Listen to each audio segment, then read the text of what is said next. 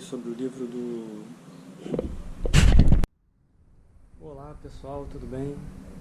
Vou estar explicando um pouco aqui, falando um pouco sobre o livro do Francis Schaeffer, A Morte da Razão, né? Um livro da minha edição de 1999, da editora Cultura Cristã. Vou estar lendo para vocês um pequeno comentário que eu fiz sobre o livro, né? Que eu achei pertinente. E depois explicando a partir de um resuminho que eu fiz, né, vou estar explicando para vocês um pouco mais sobre esse autor e a importância de lê-lo, né, a ideia que ele traz nesse livro, né, sua importância. Ele vai estar explicando sobre o homem moderno, principalmente o homem do século XX, o qual ele viveu. Mas esse livro explica muito sobre o homem de hoje, né. Ele vai falar muito sobre a cultura, que a gente deve entender o homem, né, as pessoas que estão ao nosso redor, né, a nossa cultura. Precisamos aprender a língua, a forma de pensar, né, dessas pessoas. Então, vou estar lendo aqui para vocês. Este livro fala sobre a suposta dicotomia entre o andar superior, Deus, fé, teologia, e andar inferior, razão, natureza, homem, como instâncias separadas. Fala também que durante o Renascimento, o ideal humanista, o andar inferior, natureza e homem, foi colocado em primeiro plano. Vemos isso nas obras de arte dos humanistas, quando se coloca o homem como figura central de tudo que existe, ficando assim em segundo plano o andar superior, as coisas relativas a Deus e o conhecimento deste. Indo contra essa dicotomia, os reformadores apresentam a defesa de que pela Bíblia pode-se conhecer a verdade, diferentemente dos que acreditavam que a mesma continha erros ou que a filosofia era um ramo autônomo do saber. Operou-se com o humanismo e o desenvolvimento da filosofia nos séculos seguintes a ideia de que o homem é regido apenas pela natureza. O homem foi assim transformado em máquina, virou um autômato. Acreditava-se ainda que poderia-se chegar na verdade, esta separada do andar superior. Porém, analisando o final do século XIX e início do XX, o autor mostra que para o homem deste último século não existe a verdade, ou se existe, essa só pode ser alcançada através de um salto no escuro. Se amparando nos reformadores, ele defende que não precisamos desse salto no escuro, ou uma fé cega. A Bíblia oferece respostas válidas para as perguntas sinceras sobre Deus e tudo mais que existe. Pausa para um cafezinho.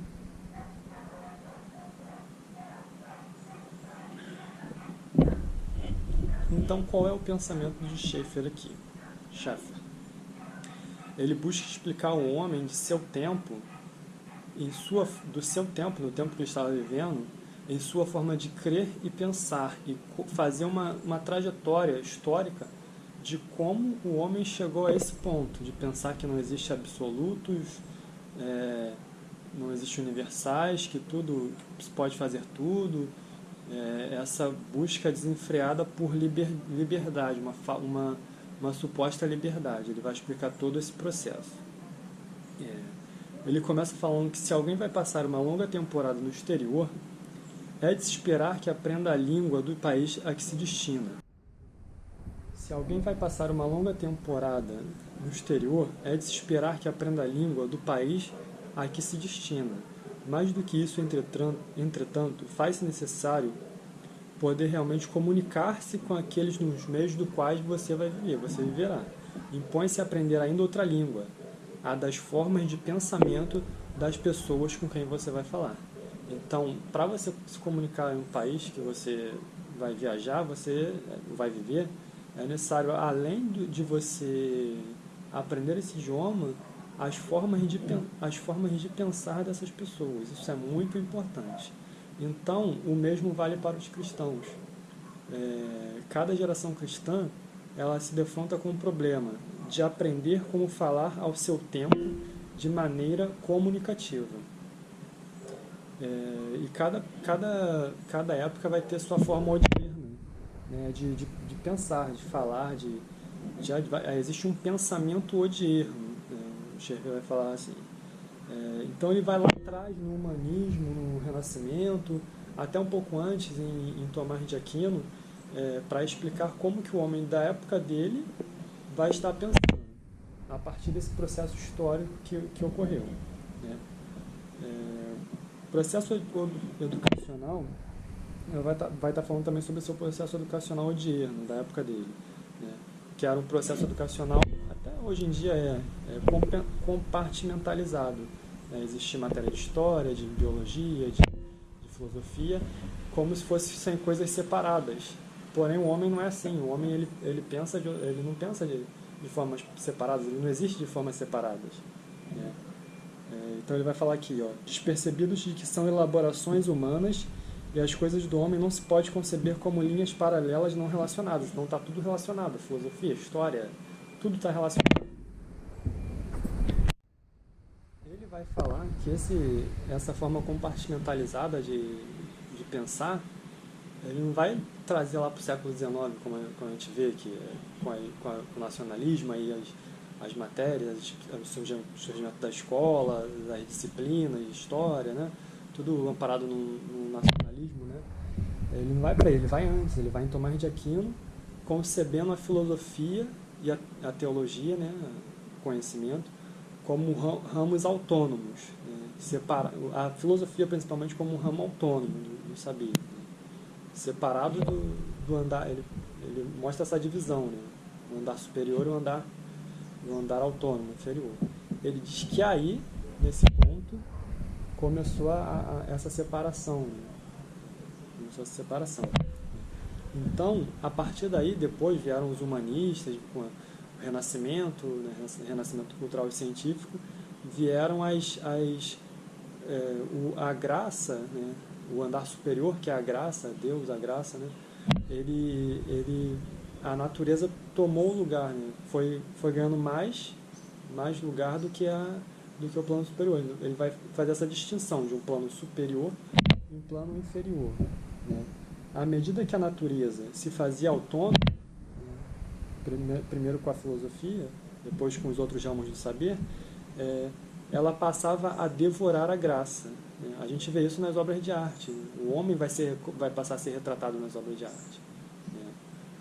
Mais o homem do que a divindade, né? E na Idade Média não, na Idade Média você via que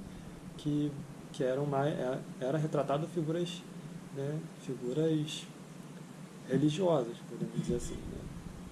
Então, na Renascença, à medida que a natureza se fazia autônoma, ela passava a devorar a graça. De agora em diante, a pressão se faz sentir como resolver esse equilíbrio entre graça e natureza.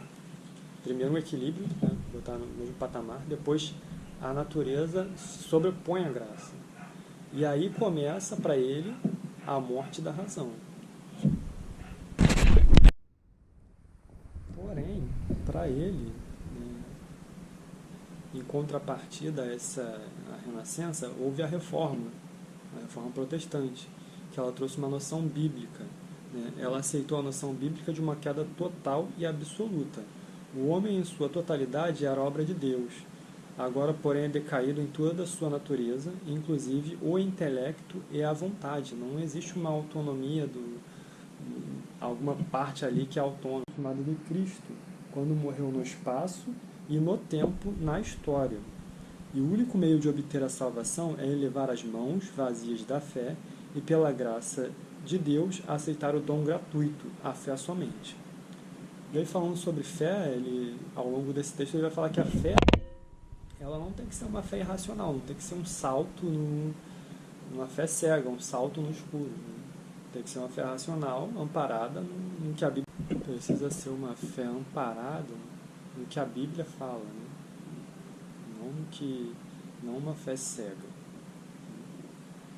Então, somos salvos à base da obra consumada de Cristo, quando morreu no espaço e no tempo, na história. E o único meio de obter a salvação é elevar as mãos vazias da fé e, pela graça de Deus, aceitar o dom gratuito de Deus, a fé somente. As grandes confissões da Reforma acentuam que Deus revelou seus atributos ao homem nas Escrituras e que esta revelação se revestiu de significado tanto para Deus como para o homem. Não podemos tratar as pessoas como seres humanos, não podemos vê-las no alto nível. Como seres humanos, não podemos vê-las no alto nível da verdadeira humanidade, a menos que conheçamos realmente a sua origem. Quem são? Deus diz ao homem quem ele é. Deus nos declara que ele criou o homem à própria imagem, portanto, o ser humano é algo maravilhoso. Diz a Bíblia que você é maravilhoso porque você é feito à imagem de Deus.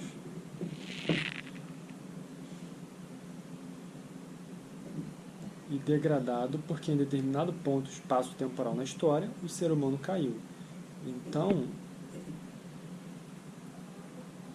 a reforma ela não acreditava numa porção autônoma, né, na arte, da vontade, na filosofia, na ciência.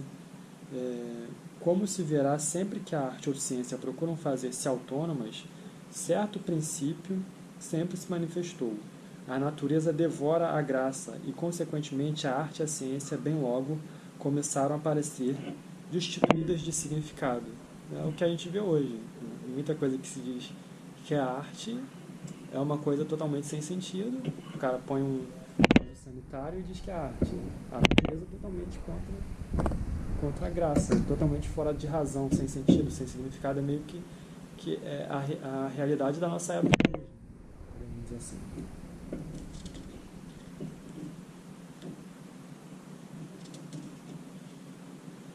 Então, os reformadores eles tiveram uma compreensão bíblica da obra de Cristo. Compreenderam que Jesus morreu na cruz em função substitutiva e em ação propiciatória a fim de salvar o homem da verdadeira culpa que sobre ele pesa. Necessitamos reconhecer que no instante em que nos pomos a alterar a noção bíblica da verdade... Pessoal, estou gravando esse vídeo por partes porque a câmera está apresentando problemas. E se ficar meio picotado assim, não liga não, mas se vocês quiserem eu posso enviar também um resumo aqui, um fichamento que eu fiz do texto, que deu uns 10 páginas, eu envio para vocês também, vocês podem acompanhar. Mas aí continuando, um ponto aqui importante, né, compreenderam, né, os reformadores que Jesus morreu na cruz, em função substitutiva e em ação propiciatória a fim de salvar o homem da verdadeira culpa que sobre ele pesa. Necessitamos reconhecer que no instante que nos pomos a alterar a noção bíblica da verdadeira culpa moral, seja falsificação psicológica, seja falsificação teológica, ou seja, de qualquer outra forma, nosso conceito da obra de Jesus não mais será bíblico. O Deus da fé cristã, Deus da Bíblia, é pessoal e infinito. Também representa essa ideia, né?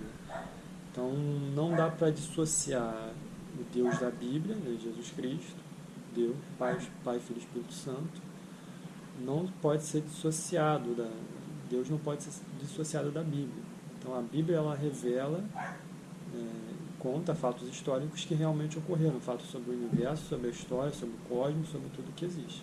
E a fé não precisa ser uma fé cega. Você pode ler a Bíblia, pedir para Deus te orientar ali quando você lê, te iluminar, e não vai ser uma fé cega, não vai ser um salto, você não vai crer em Deus por causa de um salto no escuro, tudo bem? Ele vai apresentar uma ideia aqui também importante, que o Deus da fé cristã é um Deus pessoal e infinito. Assim, o homem ele pode se achegar a Deus, porque o homem ele é pessoal, ele é um ser pessoal. Porém, o homem moderno ele visualiza a sua relação descensionalmente, em termos do animal e da máquina. Então, a sua relação com os outros, ele faz da sua relação com os outros como se fosse uma máquina, justamente pelo fato de ser um homem caído, não perceber essa pessoalidade. Do ponto de vista da personalidade, somos diretamente relacionados com Deus. Não somos infinitos, somos finitos. Não obstante, somos plenamente pessoais, porque somos feitos à imagem do Deus pessoal que existe. E aí são apresentadas duas ideias, né? A platônica e a racionalista, e a humanista. A platônica, a alma é superior ao corpo, Na racionalista, o corpo e a alma são autônomos. Então, essas duas ideias, elas são conflitantes com a ideia, né, da Bíblia. Porque a graça, né, corpo e mente assumem grande relevância, mas a graça se faz praticamente destituída de significado. Então, vocês estão percebendo esse processo, né, que vai vindo aí da reforma, do Renascimento, vai vindo, aí tem o desenrolar da filosofia, ele vai chegar também ao que ele pensa ser a filosofia da época dele, que é uma antifilosofia, são antifilosofias, não são filosofias, né? E ele vai explicando todo esse processo. Daí que ele diz: nada há autônomo, nada à parte do soberano senhorio de Jesus Cristo e da autoridade das Escrituras. Deus fez o homem todo e está interessado no homem todo, e o resultado é uma unidade.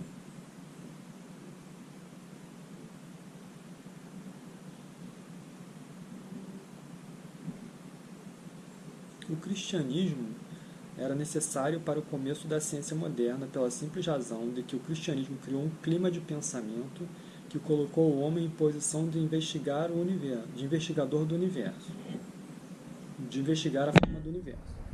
Consequentemente, o problema se define agora não em termos de natureza e graça, mas de natureza e liberdade. É outra ideia que ele vai introduzir aqui.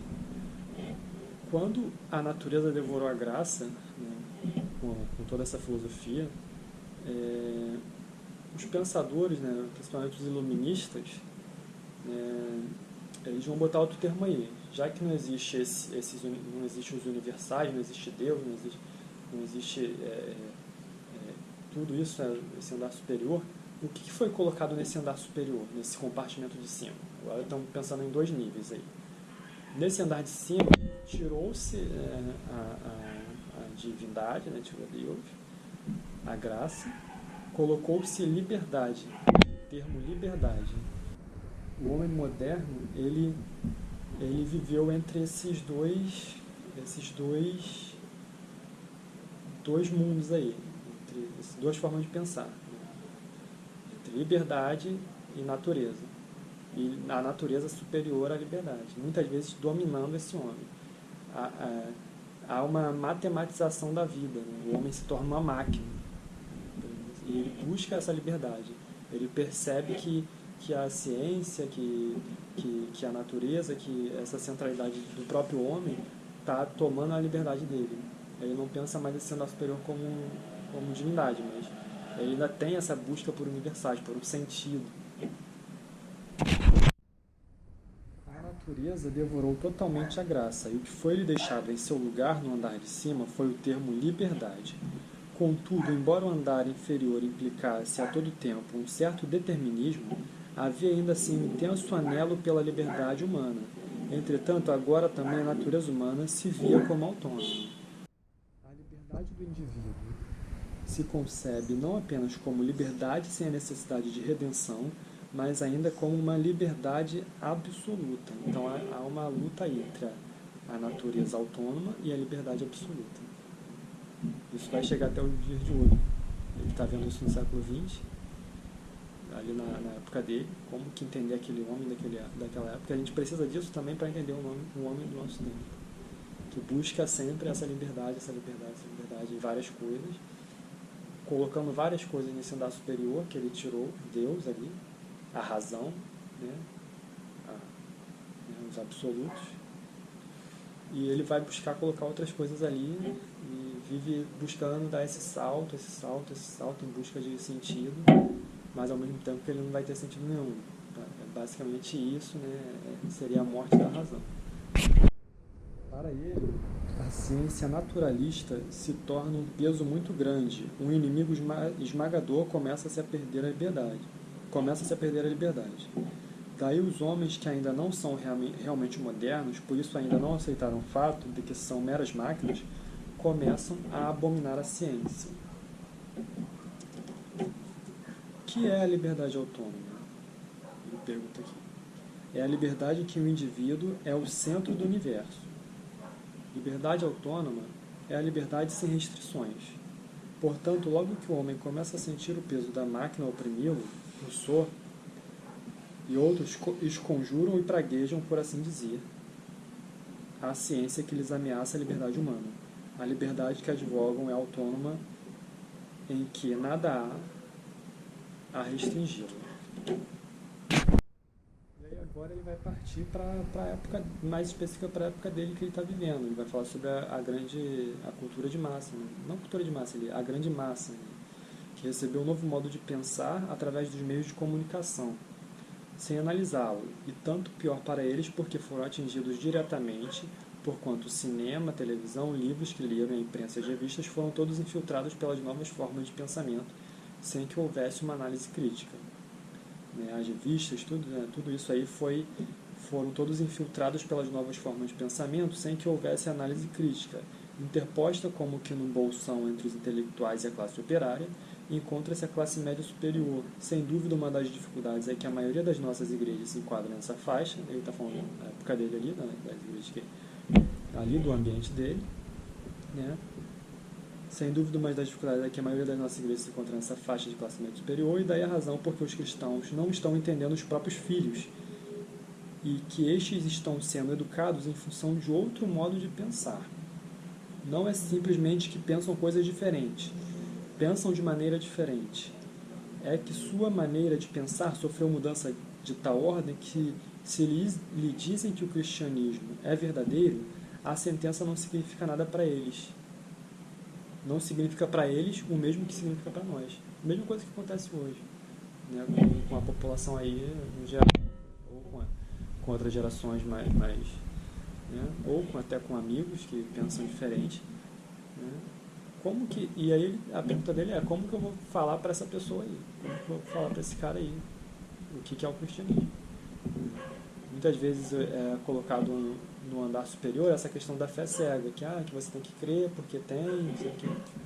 Mas e aí? E a fé racional aí? Essa é a questão dele. E ele acredita que possa se chegar a uma fé racional, sim, entendeu?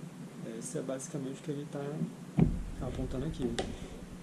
Que esse homem está pensando em termos que a fé, que não existe nada, que a fé morreu, que a razão morreu, né? Mas ele diz que ele aponta que sim, que pode pela Bíblia se chegar a essa razão aí. Então, pensando de novo aí entre essa questão do andar superior e andar inferior.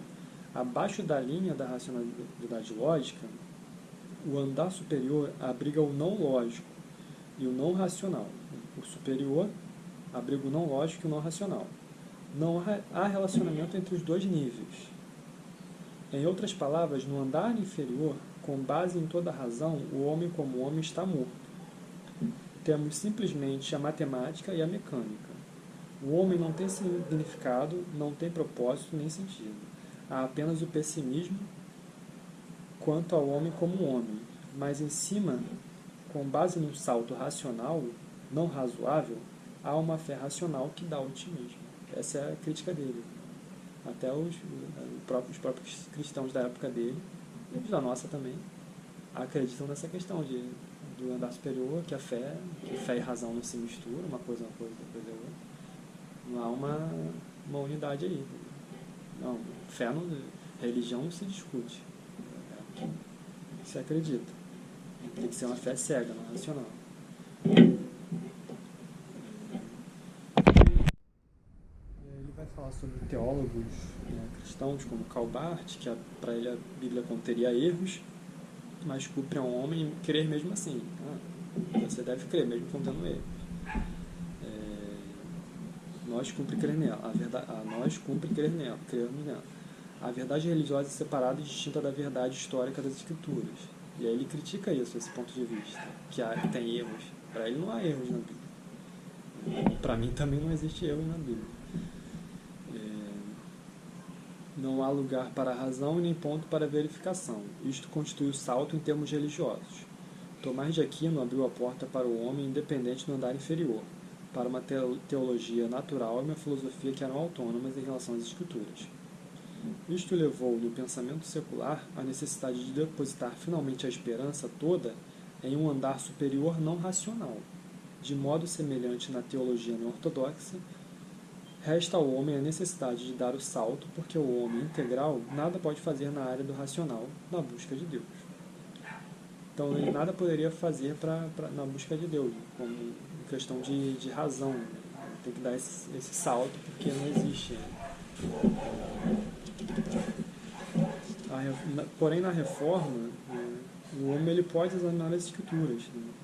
A reforma e as escrituras categorizam que o homem nada pode fazer para salvar-se. Pode, porém, mercê da razão que possui, examinar as escrituras, que tangem não apenas a verdade religiosa, mas ainda a história e o cosmos. Ele tem, assim, recursos não apenas para esquadrinhar a Bíblia, como homem integral, incluída a razão, mas tem ainda a responsabilidade de assim fazê-lo. Então, a Escritura contém a verdade religiosa, em termos de história, de cosmos e a respeito de tudo. Não existe essa dicotomia entre fé e razão. A fé expressa em termos seculares ou religiosos se torna um salto destituído de qualquer verificação, porque é totalmente separada do lógico e do racional. Então, para a população em geral, para as pessoas em geral, o lógico é o que está aqui na Terra, nesse plano aqui inferior, no andar inferior. E o que está no andar superior não se discute, não é lógico, não é racional, não se pode alcançar. Então você precisa de um salto. Você vai precisar desse salto.